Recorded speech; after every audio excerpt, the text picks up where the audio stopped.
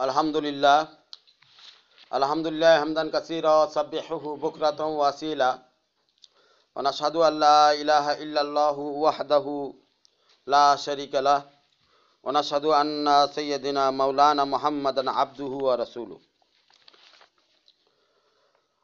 व क़ाला अल्लाहु तआला फ़ी कलामिहिल मजीद अल हलालु बय्यिन वल हरामु बय्यिन बैनहुमा मुस्तहिबतुन वक़ाल अल्लाहु ताला फ़ी कलामिल मजीद अल फ़ुरक़ानिल हमीद अहल्लल्लाहुल बैअ व हर्रमर रिबा वक़ाल रसूलुल्लाहि सल्लल्लाहु अलैहि वसल्लम मन इत्तक़ल्लाह सारा आमिनन फ़ी बिलादी औ कामा क़ाल अलैहिमुस्सलातु वस्सलाम। আল্লাহ পাকের অশেষ মেহেরবানি যে রব্বুল আলামিন আমাদেরকে আল্লাহওয়ালাদের সোহবতে, আল্লাহওয়ালাদের নিসবতে খানকা এমদাদিয়া আশরাফিয়া আক্তারিয়ার আজকের এই জোরে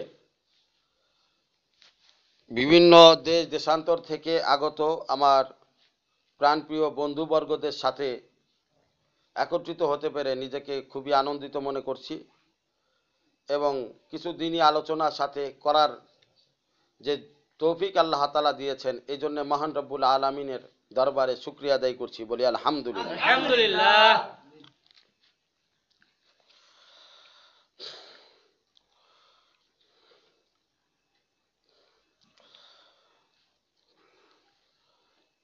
তো আমাদের একটা জিনিস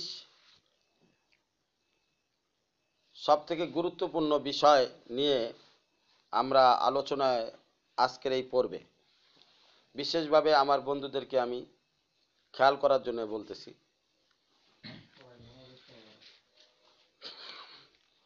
সবার যদি মনোযোগ সুন্দর থাকে তো ইনশাআল্লাহ আল্লাহ তাআলা সুন্দরভাবে সমাপ্ত করার তৌফিক দান করবেন।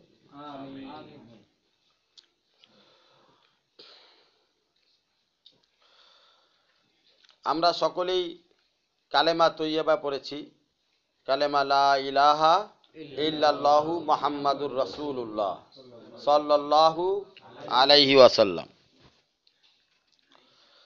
কালেমা পড়ার মাধ্যমে আমরা আল্লাহ তাআলার সাথে এক ঈমানের বন্ধনে আবদ্ধ হয়েছি। ঈমান কি জিনিস? ঈমানের শাব্দিক অর্থ হচ্ছে বিশ্বাস, আর ইয়াকিনের শাব্দিক শব্দ হচ্ছে দৃঢ় বিশ্বাস। ঈমান শাব্দিক শব্দ হচ্ছে বিশ্বাস, ইয়াকিনের শাব্দিক শব্দের অর্থ হচ্ছে দৃঢ় বিশ্বাস। বান্দা যখন ঈমানের দিক দিয়ে পরিপূর্ণ যোগ্যতা অর্জন করে তখন তার ইয়াকিন এর মাকাম পয়দা হয়, অর্থাৎ বিশ্বাসটা সাধারণ অবস্থায় থাকে না, দৃঢ় বিশ্বাসের অবস্থায় পরিপূর্ণ হয়। একটা বৃক্ষ যখন, ঈমানের বৃক্ষ যখন ছোট থাকে, ওই বৃক্ষের শিকড়ও ছোট থাকে, নরম থাকে, যে কোনো মানুষ ওই বৃক্ষকে এক টান দিয়ে উঠাই ফেলতে পারে। কিন্তু ঈমানের বৃক্ষটা যদি ওই ছোট অবস্থায় থাকেই, ওটাকে যদি লালন পালন না করা হয় তাহলে ছাগলে খেয়ে ফেলতে পারে, বিভিন্ন বন বিলাইতে এসে খেয়ে ফেলতে পারে, বিড়ালে খেয়ে ফেলতে পারে, বিভিন্ন ভাবে ক্ষতি হইতে পারে। এই জন্যে বিশ্বাস নামক ঈমানের যে গাছটা, এই গাছটাকে ছোট অবস্থায় রাখলে চলবে না। এই গাছটাকে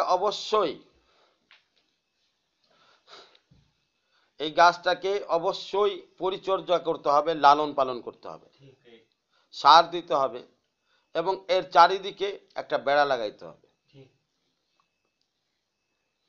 যখন ঈমান নামক এই গাছটা, ছোট বৃক্ষ গাছ, চারা গাছটা যদি সঠিক পরিচর্যা হয়, চারদিকে বেড়া লাগানো থাকে, এবং এই গাছের মালিক যদি এই বৃক্ষের দিকে পরিপূর্ণভাবে নজর করে, বৃক্ষের মালিক যদি এই গাছটাকে সুন্দরভাবে পরিচর্যা করে, তাহলে দেখা যাবে এই বৃক্ষের গাছটা এই বেড়ার মাঝখানেই আস্তে আস্তে বড় হতে থাকবে। এবং বৃক্ষটা, ইমানের এই বৃক্ষটা যতটুকু বড় হবে, এই বড় হওয়ার সাথে সাথে তার শিকড়গুলো মজবুত হবে এবং যত বয়স বাড়বে ইমানের এই বৃক্ষ তত হৃষ্টপুষ্ট হবে এবং বয়স বাড়ার সাথে সাথে, পরিচর্যার সাথে সাথে ইমানের এই বৃক্ষ একিনের পর্যায়ে পৌঁছায় যাবে। যখন ইমানের এই বৃক্ষ একিনের পর্যায়ে পৌঁছায় যাবে, তখন ইমানের এই বৃক্ষর শিকড় অনেক মজবুত হবে, যেই মজবুতির কারণে ইমানের এই বৃক্ষ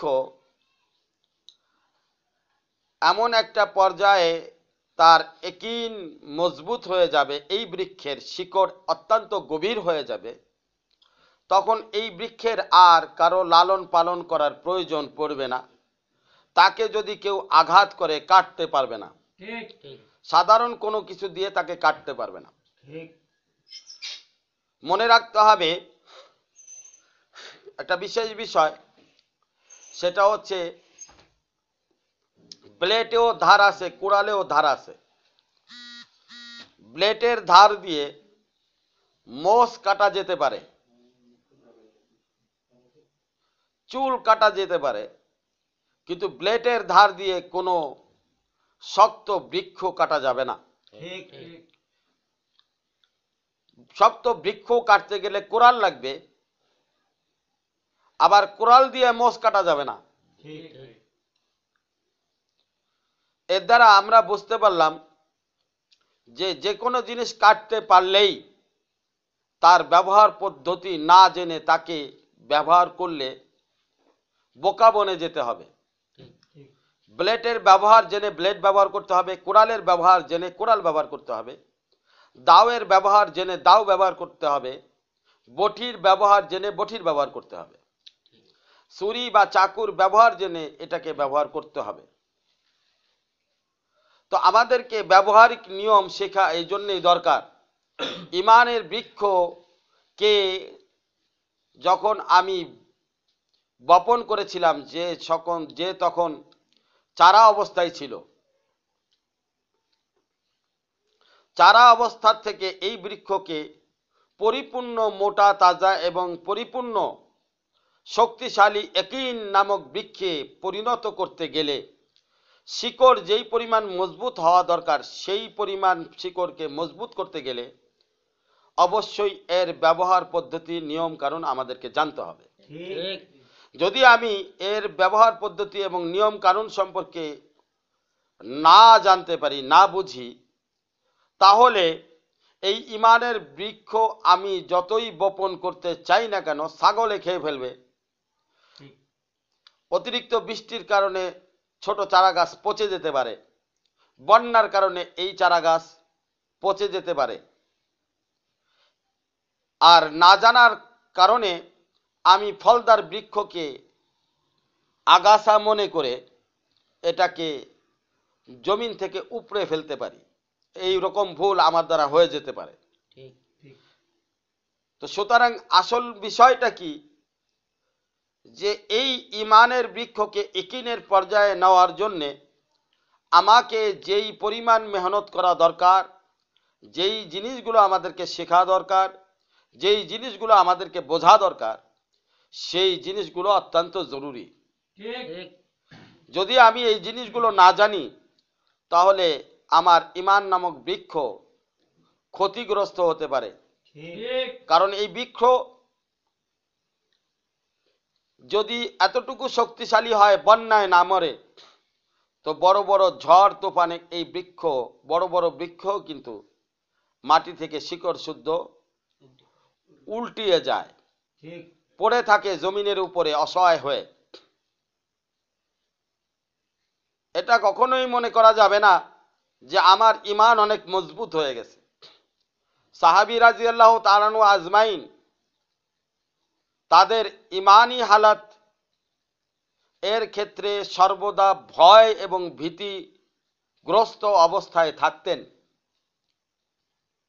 চিন্তা করতেন যে হায়, আমি ইমান নিয়ে কি কবরে যেতে পারবো কিনা, এর আগে কি ইমান ধ্বংসকারী কোনো তুফান চলে আসে, যদি তুফান চলে আসে আমি তার সাথে তুফানের মোকাবেলা করতে পারবো কিনা, যদি ইমান ধ্বংসকারী কোনো সাইক্লোন ঘূর্ণিঝড় চলে আসে, এই ঘূর্ণিঝড়ের সামনে আমি আমার ইমানকে একিন নামক পর্যায়ে যে বৃক্ষকে নিয়ে গিয়েছি, সেই বৃক্ষ এই ঘূর্ণিঝড়ের সামনে টিকবে কিনা, সর্বদা ভয়ে থাকতেন।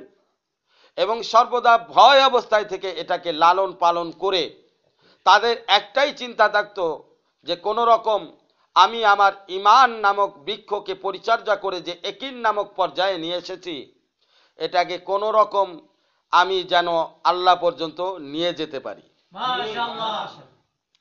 দোস্ত, এই ছিল আমাদের ইমান এবং একিন সম্পর্কের ভূমিকা, যেটা আমার আপনার সকলের জানা দরকার। এখন বিস্তারিত আলোচনা এর পূর্বেই আমি একটা বিষয়কে আপনাদের সামনে স্পষ্ট করতে চাচ্ছি, সেটা হচ্ছে পরিপূর্ণ ধ্যান সহকারে খেয়াল করতে হবে এবং আমার কথাগুলোর সাথে সাথে আপনাকে বিবেক বিবেচনা করে বুঝে নিতে হবে আপনার অবস্থান আসলে কোথায় আছে। ঠিক। তাহলেই আপনি অ্যানালাইসিস করতে পারবেন, যাচাই করতে পারবেন, নির্বাচন করতে পারবেন যে আপনি আসলে কি অবস্থায় আপনি আছেন, আপনার ইমান একিনের অবস্থা কোথায়, এবং এই ইমান এবং একিনকে কোন পর্যায়ে নিয়ে যেতে হবে। এই জন্য আল্লাহ রসুল সাল্লাল্লাহু আলাইহি ওয়াসাল্লাম এক সাহাবীকে বলেছেন, ইস্তাফতি কলবাক, তুমি তোমার অন্তরকে জিজ্ঞাসা করো প্রথমে, কারণ তোমার অন্তর তোমাকে মিথ্যা বলবে না, তোমার অন্তর তোমার অবস্থানকে ধরাই দিবে, তোমার কি করা উচিত সে বলে দিবে, এবং কিভাবে সামনে অগ্রসর করতে হবে সে ওই রাস্তাও দেখাই দিবে, যদি তুমি সঠিকভাবে নিজেকে পরিপূর্ণ করার উদ্দেশ্যে আল্লাহ ওয়ালাদের সহবতকে গ্রহণ করো এবং খানকায়ে এমদাদিয়া আশরাফিয়া আক্তারিয়ার সঙ্গে লেগে থাকো, তাহলে ইনশাআল্লাহ সুম্মা ইনশাআল্লাহ তোমার অন্তর তোমাকে ধোঁকা দিবে না।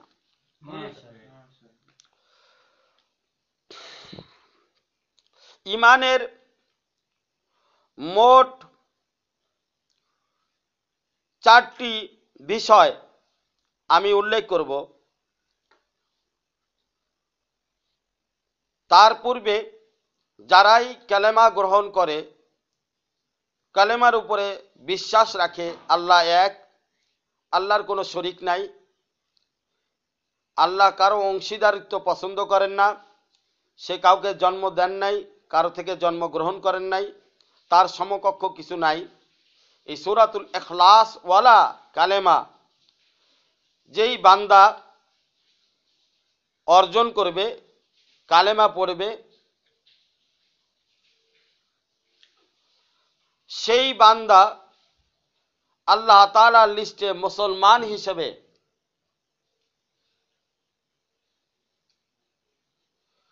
আল্লাহ তাআলার লিস্টকৃত বান্দা হবে। সুতরাং যারাই কালেমা পড়েছে, তাসদিক বিল লিসান অর্থাৎ জবান দ্বারা কালেমাকে স্বীকার করেছে,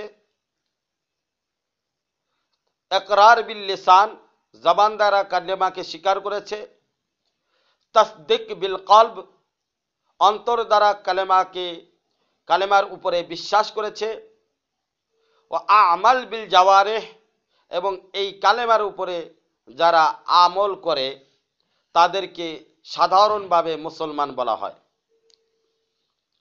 আর এই মুসলমানদের ঈমান এবং ইয়াকিনের পর্যায় সম্পর্কে আল্লাহ পাক সূরা বাকারার মধ্যে বলেছেন, আল্লাযীনা ইউমিনুনা বিল গায়ব, যারা অদৃশ্য বিষয়ের উপরে ঈমান এনেছে। কালেমা লা ইলাহা ইল্লাল্লাহ, আল্লাহ ছাড়া কোনো মাবুদ নাই, এটার অর্থ হলো এমন এক মাবুদ, এমন এক ইলাহ যে ছাড়া আমাদের আসলে কোনো অস্তিত্ব নাই, যার ওসিলায় আমরা অস্তিত্ব লাভ করেছি, কিন্তু যিনি আমাদেরকে অস্তিত্ব দিয়েছেন তাকে দেখা যায় না চর্ম চোখে, কিন্তু অন্তরের দুটি চোখ আছে, এই চোখ দিয়ে আবার দেখা যেতে পারে। সুতরাং যদি কোনো বান্দা আল্লাহ তাআলার প্রিয় বান্দা হিসেবে হতে চায়, তাকে অবশ্যই বিল গায়েব ইয়াকিনের উপরে প্রথম অবস্থায় তার বিশ্বাস থাকতে হবে যে আল্লাহকে না দেখা গেলেও আল্লাহ পাক পবিত্র এবং আল্লাহ পাক এক এবং অদ্বিতীয়, এবং আল্লাহ পাক সমস্ত ক্ষমতার ঊর্ধ্বে, এবং আল্লাহ পাক সমস্ত ক্ষমতার উৎস। এই বিশ্বাসটা নিয়ে একজন মুসলমান যদি থাকে, সে কোনো না কোনো দিন আল্লাহ পাকের রহমত এবং দয়ায় সে জান্নাতে প্রবেশ করবে। মাশাআল্লাহ। মান ক্বালা লা ইলাহা ইল্লাল্লাহ মুখলিসান দাখালাল জান্নাহ, যে ইখলাস সহকারে কালেমা লা ইলাহা ইল্লাল্লাহ পড়লো এবং এটার উপরে বিশ্বাস করলো, সে কোনো একদিন জান্নাতে প্রবেশ করবে। মাশাআল্লাহ। আল্লাহ রসুল সাল্লাল্লাহু আলাইহি ওয়াসাল্লাম বলেছেন, এজন্যে হাদিস শরীফে ইস্তাফতি কালবাকের উপরে আমল করা এক বিশেষ বিধান আছে, যেটার দ্বারা আমি আমাকে নির্বাচন করতে পারবো, যেটার দ্বারা আমি আমাকে বুঝতে পারবো। এই জন্য প্রথমে আমাকে আমার অন্তরে আত্মাকে জিজ্ঞাসা করতে হবে। এটা হচ্ছে সমস্ত মুসলমান আল্লাহর বান্দা যারা কালেমা গ্রহণ করছে তাদেরকেই বলা হয়, কিন্তু এর স্তর চারটা ভাগে বিভক্ত। প্রথম নম্বর ভাগ হচ্ছে মুমিন। আল্লাহ রসুলের জামানায় কিছু লোক আসলেন, আল্লাহ রসুলকে বলল যে ইয়া রাসূলুল্লাহ সাল্লাল্লাহু আলাইহি ওয়াসাল্লাম, আমরা তো মুমিন হয়েছি। আল্লাহ তাআলা কোরআন পাকের মধ্যে ইরশাদ করলেন যে আমার হাবিব, আপনি তাদেরকে বলে দেন আপনারা এখনো মুমিন হতে পারেন নাই, বরং আপনারা কেবল ইসলাম গ্রহণ করেছেন, মুসলমান হয়েছেন। তার দ্বারা বোঝা যায় মুসলমান আমভাবে সবাইকেই বলা হয়, মুমিন খাস স্তরকে বলা হয়। তো প্রথম স্তর হচ্ছে মুমিন। এই স্তরে বান্দা আল্লাহ পাকের আদেশ এবং আল্লাহ পাকের নিষেধের উপরে আমল করে। আমা আতাকুমুর রসুল ফাখুজু আমা নাহাকুম আনহু ফান্তাহু। আল্লাহ রসুল যেই সকল বিষয়কে করতে বলেছেন, আল্লাহ পাকের আদেশে ওই সকল জিনিস করতে হবে, আর আল্লাহ রসুল যেই সকল জিনিসকে নিষেধ করেছেন, আল্লাহ পাকের নিষেধ অনুযায়ী সেই সকল জিনিসকে বর্জন করতে হবে। মুমিনের স্তরে যে সকল বান্দারা থাকে তারা এই সকল বিষয়ের দিকে আমল করে, তারা আল্লাহ পাকের হুকুমকে পালন করে এবং আল্লাহ পাক যে সকল বিষয়কে নিষেধ করেছেন সেই সকল বিষয় থেকে সে বিরত থাকে। আর এই বিষয়গুলোর উপরে তারা ফতোয়া নির্ভরশীল হয়, ওলামা একরামের নির্ভরশীল হয়। নির্ভরশীল হয়ে যেটা জায়েজ পায় সেই জায়েজের উপরে আমল করে, আর যেটা না জায়েজ থাকে সেই না জায়েজের উপরে আমল করে না, ওটা থেকে বিরত থাকে। এই ধরনের মুসলমানকে মুমিন মুসলমান বলা হয়। কি মুসলমান বলা হয়? মুমিন মুসলমান। এরপরে দ্বিতীয় মুসলমানের স্তর হলো সালেহীন। সালেহীন কাদেরকে বলা হয়? যারা সন্দেহযুক্ত হারাম থেকে নিজেকে হেফাজত করে। মাশাআল্লাহ। আল্লাহ রসুল সাল্লাল্লাহু আলাইহি ওয়াসাল্লাম বলেছেন, আল হালালু বাইয়িন ওয়াল হারামু বাইয়িন বাইনাহুমা মুস্তাহিবাতুন। অর্থাৎ হালাল এবং হারামের মাঝে একটা সন্দেহযুক্ত হালাল আছে, সন্দেহযুক্ত হারাম আছে, কিন্তু এরা সন্দেহযুক্ত হারাম থেকে বেঁচে থাকে, সন্দেহযুক্ত হারাম থেকে বেঁচে থাকে, সন্দেহযুক্ত হালাল না। যেই বিষয়টা মনের মধ্যে মনে হয় যে এটা হারাম হতে পারে, এরকম জিনিস থেকেও বেঁচে থাকে, যদিও তা সেটা ফতোয়া অনুযায়ী জায়েজ আছে, ফতোয়া অনুযায়ী জায়েজ আছে, কিন্তু যারা সালিহিনের স্তরে যেই সকল মুসলমান রয়েছে, তারা ফতোয়ায় জায়েজ থাকা সত্ত্বেও তারা তাদের অন্তরকে প্রশ্ন করে, ইস্তাফতি কলবাকের উপরে প্রশ্ন করে, তারা তাদের কলবের রায়কে প্রাধান্য দেয়, এবং তাদের কলবের রায়ে যদি এই জিনিসটা সন্দেহমূলক হারাম থাকে, ওই সন্দেহমূলক হারাম থেকে নিজেকে বিরত রাখে। এরা হচ্ছে সালিহীন মুসলমান, মুসলমানের দ্বিতীয় স্তর, যাদেরকে সালিহীন মুসলমান বলা হয়, সালিহীন মুসলিম বলা হয়। এবার মুসলমানের তৃতীয় স্তর হচ্ছে আতকিয়া ও নুজাবা। আতকিয়া ও নুজাবা এরা হচ্ছে এমন যে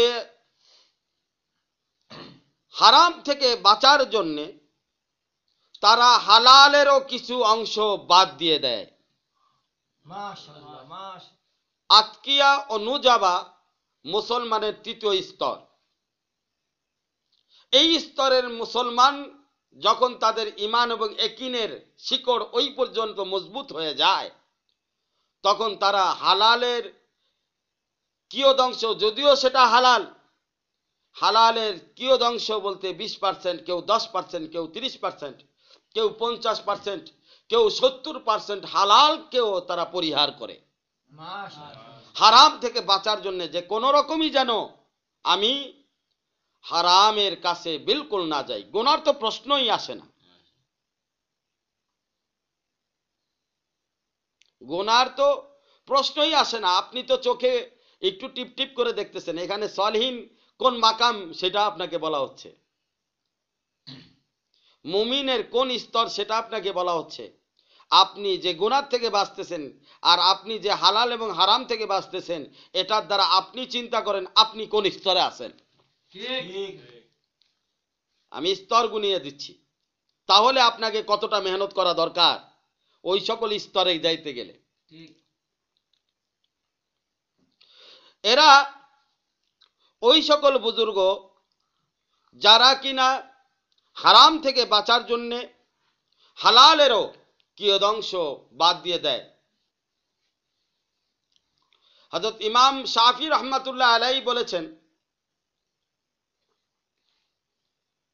আদ-দুনিয়া তুখাদুনি কাআন্নী লাস্তু আরিফু হালাহা মাদ্দাত ইলাইহা ইয়ামিনাহা ফাকাতাতুহা ফাশিমালাহা মানাল ইলাহু হারামাহা আনাজতানাবতু হালালাহা ফারাআইতুহা মুহতাজাতান ফাওয়াহাবতু জুমলাতাহা লাহা।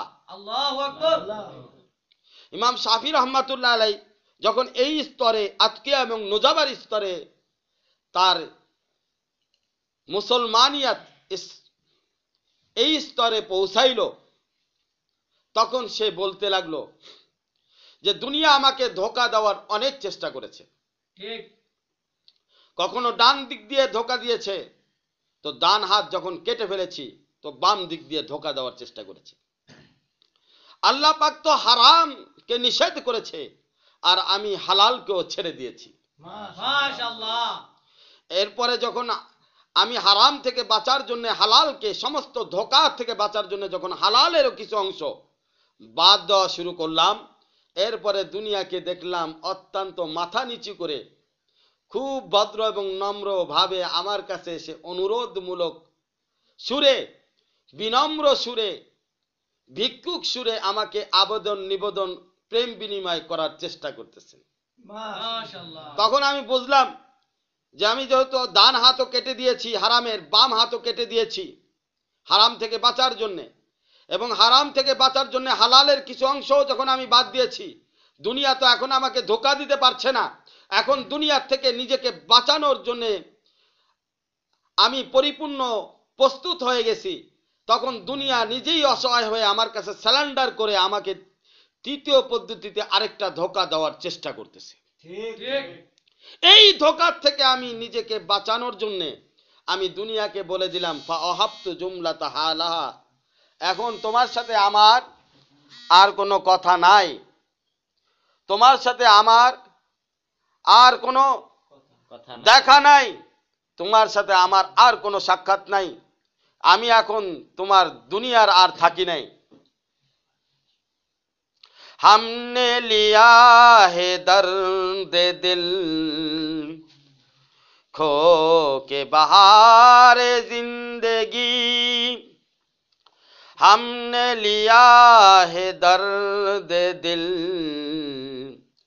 खो के बहार जिंदगी, माशाअल्लाह। दुश्मनों को ऐसे आबो गम दिया, दोस्तों को अपना दर्द दिल दिया, दुश्मनों को ऐसे आबो गम दिया, दोस्तों को अपना दर्द दिल दिया, हमने लिया है दर्द दिल खो के बहार जिंदगी, अब ना रहा हम किसी काम का, मिल गया हमको मोहब्बत जाम का, अब हम तुम्हारा ना रहा, अब हम तो अल्लाह वालू का। माशाअल्लाह। অর্থাৎ এখন আমরা আর তোমার নাই, আমরা এখন আল্লাহ ওয়ালাদের হয়ে গেছি। মাশাআল্লাহ। আমার শায়েখ পীর ও মুর্শিদ আরিফ বিল্লাহ শাহ হাকিম মোহাম্মদ আখতার সাহেব নাব্বারাল্লাহু মারকাদাহু স্পষ্ট বলতেন যে আমরা আল্লাহ তাআলাকে পাওয়ার জন্য শত শত ব্যথাকে বুকে আগলে ধরেছি, শত শত আঘাতকে বুকে ধরে রেখেছি, তারপরও এক সেকেন্ডের জন্য আল্লাহকে নারাজ হইতে দেই নাই। এক গুলে তার কে ওয়াস্তে हमने चमन लुटा दिया, एक गुले तार के वास्ते हमने चमन लुटा दिया, हमने चमन लुटा दिया। একমাত্র আল্লাহকে পাওয়ার জন্য দুনিয়ার সমস্ত সৌন্দর্যকে আমরা ত্যাগ করে দিয়েছি, সমস্ত সৌন্দর্যকে সমস্ত দুনিয়াদারিকে বাদ দিয়ে দিয়েছি। যত আঘাতের পর আঘাত অন্তরে লেগেছে, শুয়ে গেছি আমি তা নীরবে, যত আঘাতের পর আঘাত অন্তরে লেগেছে, শুয়ে গেছি আমি তা নীরবে, এক তোমাকে মালিক পাবো বলে ব্যথা সয়েছি এই অন্তরে, তোমাকে রাজি করব বলে ছেড়ে দিয়েছি এই দুনিয়াকে, ছেড়ে দিয়েছি এই দুনিয়াকে, তোমাকে পাবো বলে সব ছেড়ে দিয়েছি, কিন্তু তোমাকে চাই। ইমাম শাফি রহমাতুল্লাহ আলাইহি এই কথা বলেছেন যে তখন আমি দুনিয়াকে বলেছি তুই তোর রাস্তায় যা, আমি আমার রাস্তায় যাই, তোর সাথে আমার কোনো সম্পর্ক নাই। আমার শায়েখ পীর ও মুর্শিদ আরিফ বিল্লাহ হযরত মাওলানা শাহ হাকিম মোহাম্মদ আখতার সাহেব নাব্বারাল্লাহু মারকাদাহু এরকম মাকামে ছিলেন। তোমার সাথে আমার কোনো সম্পর্ক নাই, अब न रहा हम किसी काम का, मिला है मुझे मजा मीना और जाम का, अब ना रहा हमने किसी काम का, मिला है मुझे मजा बिना और जाम का। हम तुम्हारा नहीं, हम तुम्हारा नहीं, जो के हमारा नहीं, हम तुम्हारा नहीं। আমি তোমাদের নই, যে আমাদের নয়, যার সম্পর্ক আল্লাহর সাথে নয়, যার সম্পর্ক আল্লাহর রসুলের সাথে নাই, আমার সাথে তার কোনো সম্পর্ক নাই। এই জন্য আমার শায়েখ পীর মুর্শিদ আরিফ বিল্লাহ শাহ হাকিম মোহাম্মদ আখতার সাহেব নাব্বারাল্লাহু মারকাদাহু বলতেন, দেখো শুধু তাই না, हमने लिया है दर्द दिल खो के बहार जिंदगी, दुश्मनों को ऐसे आबो गम दिया, दोस्तों को अपना दर्द दिल दिया। আমরা দুশমনদেরকে হিংসা আর বিদ্বেষের মধ্যে ফেলাই দিছি, কারণ আমাদের দুশমন হচ্ছে শয়তান, আমাদের দুশমন হচ্ছে দুনিয়া, আর দুনিয়া এবং শয়তান আমাদের ভালো চাবে না, আর আমাদের বন্ধু হচ্ছে আল্লাহওয়ালারা। दोस्तों को अपना दर्द दिल दिया, दोस्तों को अपना दर्द दिल दिया। আমাদের যারা বন্ধু তাদেরকে আমি আমার মৌলা পাকের মহব্বত দান করে দিয়েছি। सोहबत उसकी नाम है जो बड़ी काम की चीज है, जो रहता है दिन रात गोया ओ महबूब का यार है। सोहबत बड़ा नाम है, वो बड़ी ही काम का चीज है, जो रहता है दिन रात गोया वो महबूब का यार है। सोहबत এমন একটা জিনিস যেটা এত দামি জিনিস, যদি কেউ রাত দিন আপন শায়েখের সোহবতে থাকে সে মাওলা পাকের বন্ধু হয়ে যায়। জুন্নুন মিসরি রহমাতুল্লাহ আলাইহি এরকম মাকামে যখন গেছেন, একবার উনি জেলখানায় চলে যায়। জেলখানায় যাওয়ার পরে তার ভক্তবিন্দুরা ঘর থেকে রুটি, হালাল টাকার উপার্জনের রুটি পাঠায়, কিন্তু তারপরেও জুন্নুন মিসরি রহমাতুল্লাহ আলাইহি জেলখানার মধ্যে ওই রুটি আহার করেন না। কারণ কি? কারণ জেলখানায় ওই রুটি যার মাধ্যমে পৌঁছাইতেছে ওই জেলার ওই পুলিশ, তার হাত নাপাক। ঠিক, ওই নাপাক হাতে পাক রুটি যখন লেগেছে, জুন্নুন মিসরি বলে ওটা আমার জন্য হারাম হয়ে গেছে। ঠিক, কারণ না জানি রদ বদলও হইতে পারে, হারাম মিক্সারও হইতে পারে। আল্লাহওয়ালারা ছিল এমন। দোস্ত তুমি কেমন? আল্লাহওয়ালারা ছিল এমন। দোস্ত তুমি কোন প্রকার আল্লাহওয়ালা হইতে চাচ্ছ নিজে যাচাই করো। অহংকার করো না, অহংকার তোমার নাম ও নিশানা মিটাইয়া দিবে। এরকম আল্লাহওয়ালারা ছিলেন। বিশরা হাফি রহমাতুল্লাহ আলাইহি বহুত বড় এক শায়েখ ছিলেন। উনি এমন লোক ছিলেন যে কোনো বাদশাহ, কোনো জালেম যদি কোনো পুকুর খনন করত, খাল খনন করত, নদী খনন করত, কুয়া খনন করত, যদি কোনো জালেম বাদশাহ খনন করত, ওই কুয়ার থেকে উনি পানি পান করতেন না। এক বুজুর্গ ছিলেন, ওনার অবস্থা এমন ছিল, উনি যদি কেউ রাত্রে বেলায় কুপি ধরায় নিয়ে আসতো কোনো বেনামাজির ঘর থেকে, তাহলে ওই কুপি ব্যবহার করতেন না, আগুন নিভিয়ে দিতেন। যে তুমি এক বেনামাজি ফাসেকের ঘর থেকে তুমি কুপি ধরায় নিয়ে আসছো, যাতে আমার সাথে আল্লাহ সম্পর্ক কমে যায়, আমি আল্লাহর থেকে দূরে সরে যাই। আল্লাহ ওয়ালারা এরকম হয়, আল্লাহ ওয়ালারা এরকম হয় দোস্ত।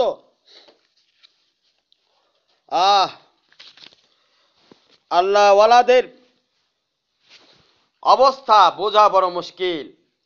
হযরত ওমর ইবনে আব্দুল আজিজ রহমাতুল্লাহ আলাই, তার ঘটনা এমন ছিল, উনি মেশকো আম্বার যদি রাষ্ট্রীয় কোষাগার ধন ভান্ডার থেকে আসতো, ওমর বিন আব্দুল আজিজ তৎকালীন বাদশাহ ছিল, উনি বলতেন যে আমার সামনে এনো না। তারপরেও যদি মেশকো আম্বার তার সামনে আনা হতো, সাথে সাথে কাপড় দিয়ে উনি ওনার নাক ঢেকে ফেলতেন। আর এই কথা বলতেন, রাষ্ট্রীয় কোষাগারের ওই মেশকো আম্বার এটা আমার নয়, জনসাধারণের। সুতরাং তার ঘ্রাণ শোকার অধিকার আমি বাদশাহ ওমর ইবনে আব্দুল আজিজের নাই। এরকম বাদশারাও তৎকালীন জামানায় এইরকম বুজুর্গ ছিল। তুমি কয় নম্বরের বুজুর্গ হইছ, কেন ঠিকানা তুমি ভুলে যাইতেছ? খানকায়ে ইমদাদিয়া আশরাফিয়ার আক্তারিয়ার উদ্দেশ্য কি? ওই পর্যায়ে পৌঁছা। দোস্ত, হযরত শায়েখ ইবনে মুবারক মাখজুমি রহমাতুল্লাহ আলাইহি, যেটা কাদরিয়া সিলসিলার বুজুর্গদের নামের মধ্যে প্রথম শ্রেণীর নাম, বড় পীর আব্দুল কাদের জেলানিরও উপরে প্রথম শ্রেণীর বুজুর্গদের মধ্যে, অর্থাৎ তাবি জামানার সময়কার বুজুর্গ ছিলেন। ওনাকে একবার বসরা থেকে এক লোক চিঠি পাঠিয়েছেন যে হুজুর, আমি এমন এক ব্যক্তির সাথে লেনদেন করি যে কিনা এক জালেম বাদশার সাথে সম্পর্ক রাখে এবং তার সাথে তার লেনদেনও আছে। এই অবস্থায় এই ব্যক্তির সাথে আমার লেনদেন করা জায়েজ হবে কিনা? হযরত শায়েখ ইবনে মুবারক মাখজুমি রহমাতুল্লাহ আলাইহি বললেন, যদি তার অন্য কোনো রাস্তায় কোনো হালাল ইনকামের পথ না থাকে, তাহলে তার সাথে লেনদেন করা হারাম। এখন আমাদেরকে চতুর্থ নম্বর মুসলমানের স্তর সম্পর্কে জানতে হবে, যে চতুর্থ নম্বর মুসলমানদের স্তর কোথায়। এখন আতকিয়া ও নুজাবা যেই স্তর মুসলমানদের বলা হয়েছে, এটা তৃতীয় নম্বর স্তর। আমি আপনাদেরকে জানিয়ে রাখতে চাই, মুমিনের স্তর হলো বিল গায়েবেকিন, কি আর সালেহিনের স্তর হলো ইলমুল ইয়াকিন, কি ইয়াকিন। আর আতকিয়া ও নুজাবা এইটার মাকাম হচ্ছে আইনুল ইয়াকিন। এটার মাকাম কি? আইনুল ইয়াকিন। এখন আমি যেই মাকামের কথা বলবো মুসলমানদের, সেই মাকাম হচ্ছে সর্বোচ্চ মাকাম, যেটা সিদ্দিকিনের মাকাম বলা হয়, মাকামে সিদ্দিকিন। হযরতে আবু বকর সিদ্দিক রাদিয়াল্লাহু তাআলা আনহু যেই মাকাম, যেই স্তরে পৌঁছিয়ে এই মর্যাদা লাভ করেছিলেন, এবং এমন তো এই মর্যাদায় অসংখ্য সাহাবীরাও এই মাকাম পেয়েছেন। কিয়ামত পর্যন্ত ওনাদের পথ আদর্শ মতকে যারা অনুসরণ করবে, তারাও এই মাকামের স্তরে উপনীত হবে। এটাকে বলা হয় হকুল ইয়াকিন।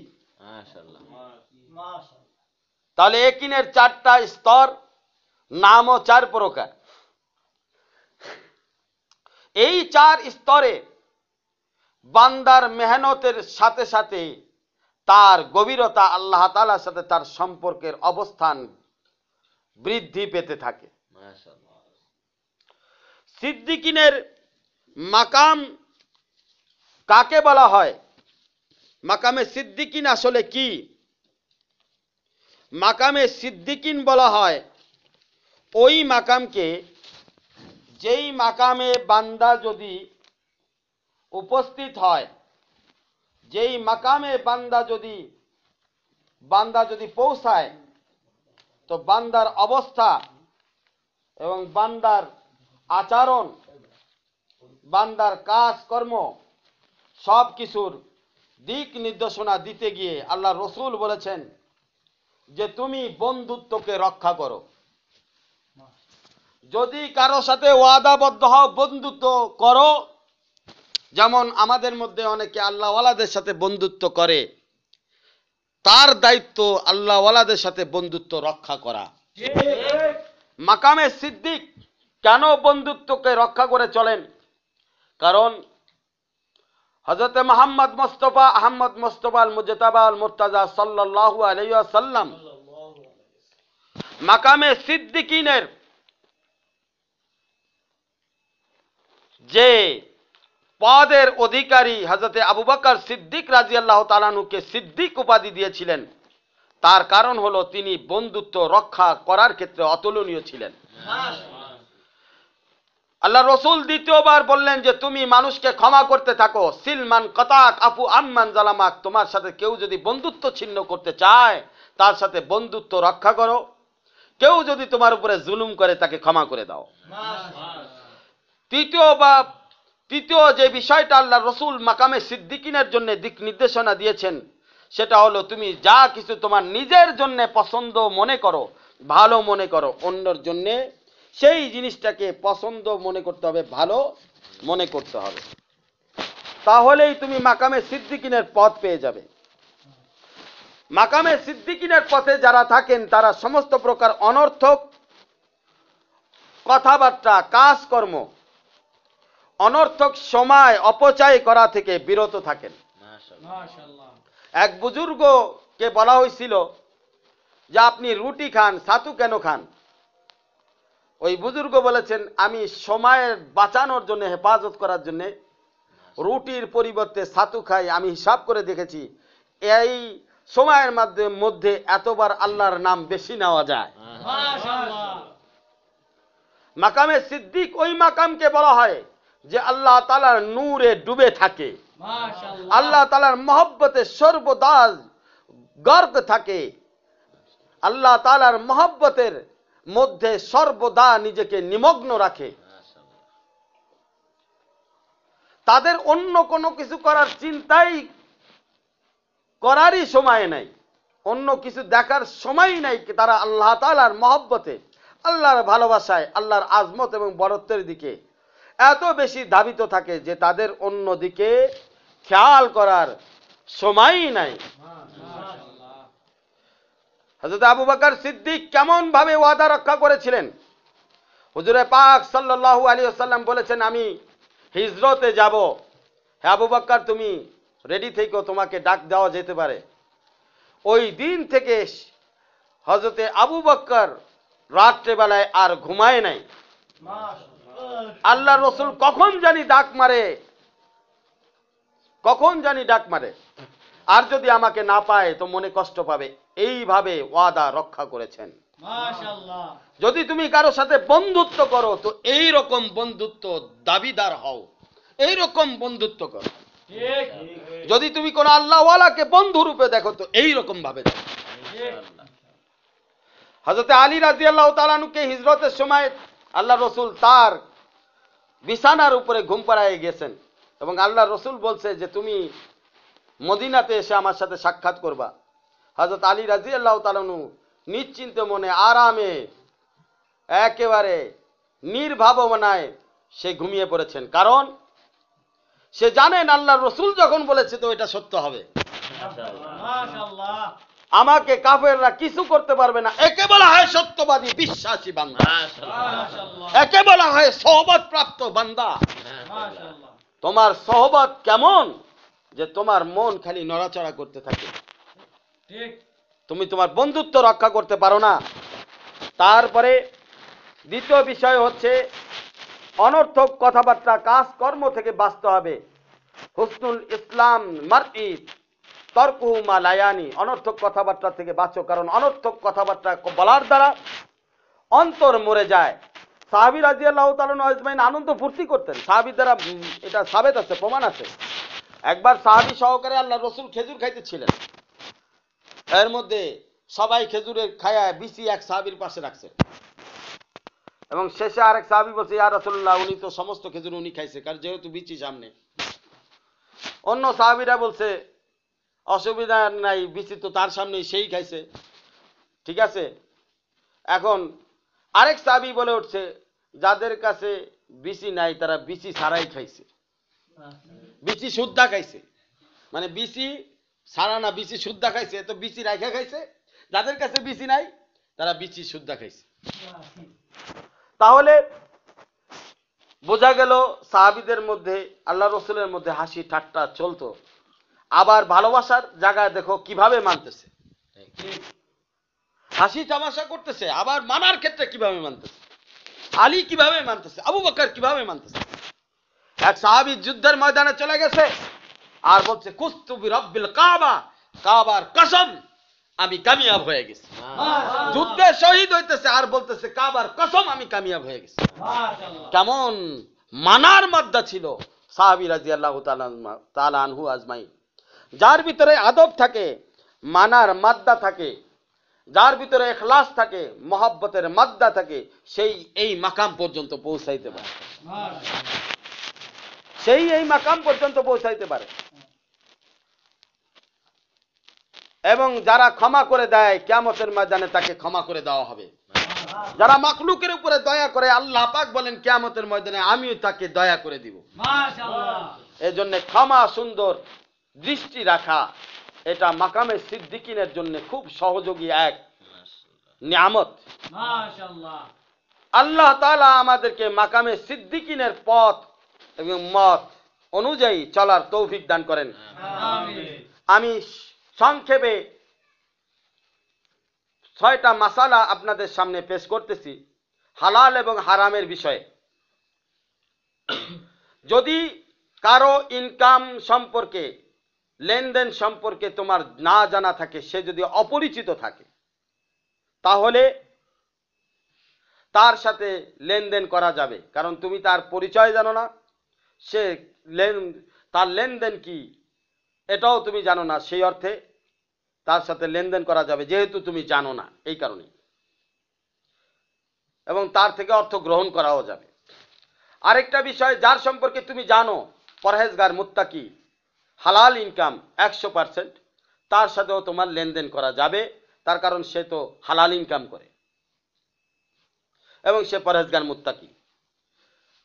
এরপরে হচ্ছে, যার সম্পর্কে তুমি জানো যে তার অধিকাংশ ইনকাম, আয় হালাল না হারাম, দেখা গেছে 50% 60% হারাম, অধিকাংশ ইনকাম যার হারাম, তার সাথে লেনদেন করা যাবে না, উঠা বসা করা যাবে না, বন্ধুত্ব করা যাবে না। যার অধিকাংশ ইনকাম হালাল, তার সাথে লেনদেন করা যাবে। যেমন একজনের একটা হারাম দোকান আছে, 2টা হালাল দোকান আছে, তো 2টা হালাল দোকানের কারণে তার অধিকাংশ ইনকাম হালাল, তো মনে রাখতে হবে যে ওই হালাল ইনকাম থেকে সে আমাকে দিতেছে, এইটা মনে করেই তার সাথে লেনদেন করা যাবে, ওঠা বসা করা যাবে। এবং শেষ মাসলা হলো, যে ফাসেক, কবিরা গুনাহ করে স্পষ্ট, যেমন দাড়ি কাটে, রসুলের সুন্নাত পালন করে না, এটা আলাদা গুনাহ, কিন্তু সেক্ষেত্রে তোমাকে দেখতে হবে এই ব্যক্তিটার ইনকাম কি। যদি ইনকাম হালাল থাকে তাহলে লেনদেন করা যাবে ফাসেক হওয়া সত্ত্বেও, আর যদি ইনকাম হারাম থাকে তো ফাসেক হওয়া সত্ত্বেও লেনদেন করা যাবে না। আরেকটা বিষয় আরেকটা বলে রাখি এর সাথে সাথে, সেটা হলো যে একজন সম্পর্কে তোমার জানাই নেই, এই লোকটা কি, অনেকভাবে চেষ্টা করছো, জানতে পারো নাই ইনকাম হালাল না হারাম, সেক্ষেত্রে তার বাইরের দিকটা দেখতে হবে, সে পরহেজগার কিনা, দিনদার কিনা। যদি সে দিনদার থাকে, পরহেজগার থাকে, তো তারটা হালাল মনে করতে হবে। আর যদি বাইরে তার দিনদারি না থাকে, পরহেজগারি না থাকে, তারটা হারাম মনে করতে হবে, তার সাথে লেনদেন করা যাবে না। আল্লাহ তাআলা আমাদেরকে এই পর্যন্ত যা কিছু বললাম এটার উপরে আমল করার তৌফিক দান করুন। ওয়া সাল্লাল্লাহু আলা খায়রি খালকিহি মুহাম্মাদু ওয়া আলা আলিহি ওয়া সাহাবি আজমাইন।